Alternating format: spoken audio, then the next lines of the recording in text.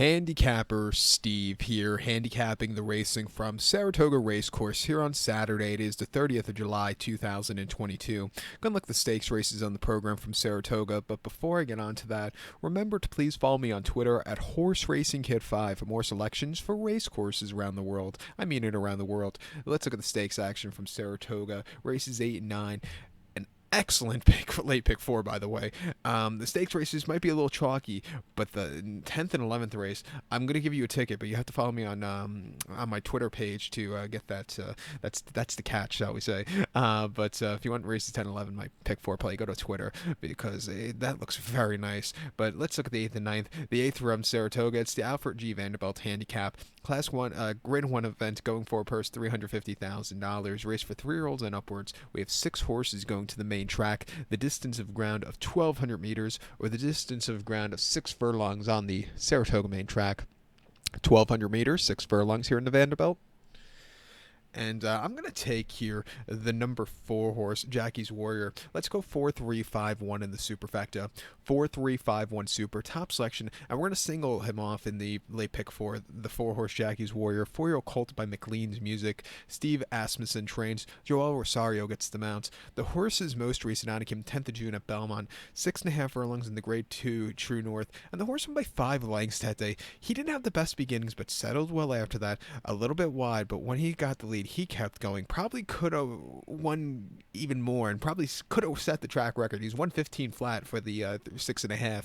If they would have given him a little bit urging, he probably would have smashed the track record. Not even broke it, smashed it. Coming here today, back to Saratoga, he's run very well in the past. I think he's a quick horse that could really keep up here today. 2 back, he ran the Churchill Downs Stakes of Churchill, 7 furlongs on the 7th of May, and he won by 4 lengths. And again, basically on the front end all throughout, he didn't break a sweat there. He was the fastest horse, and there was no challenge that day. An all-around good race. And then a race he had to be used a lot, and that came on the slop at Oaklawn, 6 furlongs, 16th of April in the Count Fleet Handicap. He won by 3/4 length. He sat on the front end. He had to be used a lot that day. He decreased margin. He got the job done. That wasn't the most impressive victories, but he got the job done.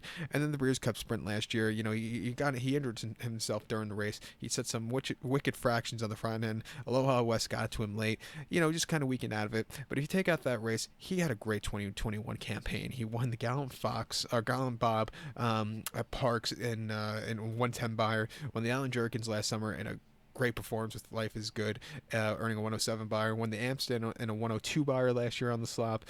Disappointing race in the Woody Stevens where he got caught by Drain the Clock. But he still ran his heart out. But he ran in the last year, he ran 5 triple-digit buyers. So he's a decent horse. Coming here, I know he's 1-5, but we'll single him to start off this late pick 4. But to recap my selection for the 8th from Saratoga, it's the Grade 1 $350,000 Alfred G. Vanderbilt Handicap. Let's take the 4 horse Jackie's Warrior, 4-3-5-1 super. Let's single the 4 in the multi-race. The 9th race from Saratoga, local Travers Prep race. It is the Jim Dandy Stakes, Grade 2 event, going for a purse $600,000. Race for 3-year-olds here. We have a field of 5 horses taking a stroll around the Saratoga main track, which is 1,800 meters in circumference, or 1 lap round, which is a mile and 1/8 around. 9 furlongs, whatever you want to go by. A lot of people hate when I say the meters, but I really don't give a shit. My top selection, I'm going to go with the 2 horse Epicenter. I'm going to go 2-4-5-3 in the superfecta. 2-4-5-3 super. Top selection of 2 horse Epicenter. 3-year-old colt by not this time. Steve Asmussen trains. Joel Rosario gets the mount. Most recently, they ran the horse in the Preakness of Pimlico, a mile 3/16 on the 21st of May, and the horse finished second by 1.5 lengths. I thought they should have sent him a little bit closer to the front end that day.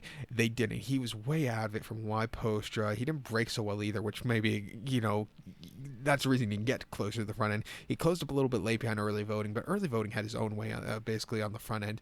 But this horse, he ran a game second. Coming here, like to see him a little bit closer. I think he could really, show up today. He ran a terrific race, I thought, 2 back in the Kentucky Derby at Churchill. Monocore, 7th of May. He finished second by 3/4 length. He sat back early. He slowly moved his way up, had a lead, and looked like he was going to win. But then Rich Strike came out from nowhere to win. But again, he ran his heart. He ran, a winning race. Nothing bad about that run. And then before then, Louisiana Derby at the Fairgrounds, mile 3/16 on the 26th of March. He won by 2 1/4 lengths that day. He stalked. He got the lead. and took off clear. Very easy run. If he runs that race today, he could definitely win. And then before then, the Risen Star, he won by 2 1/4 lengths, and again, geared down late on the front end. A 98 buyer. He's been on the improve with every single race. Coming here today, training well here at Saratoga. I'll give him a shot.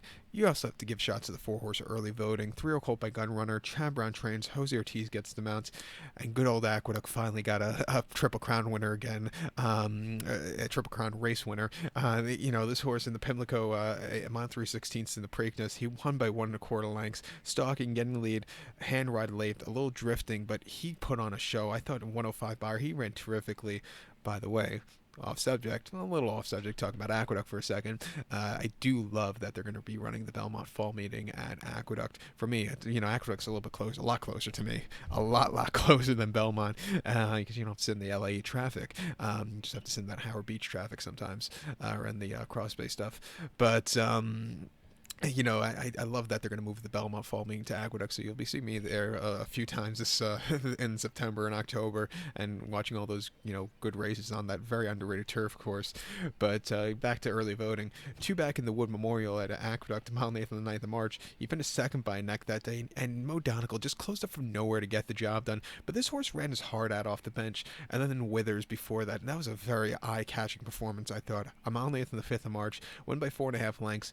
I always thought when a rider from South Florida comes up to New York to ride in the middle of winter, you have to keep an eye on it, especially for a 3-year-old. Jose came up from Florida to ride this horse, and this horse basically set his own fraction on the front end, a little bit wide with the dead rail, and then when he went over to the rail, which was dead, he still kept going. A very good run. He's been on the improve. He was, the biggest question with him last time out was decreased margin late in the Preakness, but I thought it was because he had a very tough race. I think he could get the mile 8th, even a mile and a quarter in the future. 8-5, I'm going to use him here. But to recap my selection for the 9th from Saratoga, it's the grade 2 Jim Dandy. Let's take the 2-horse Epicenter. Give kudos to the 4-horse early voting. 2-4-5-3 Super. 2-4 in your multi-race. So good luck to all, and please follow me on Twitter at HorseRacingKid5. Good luck, everybody.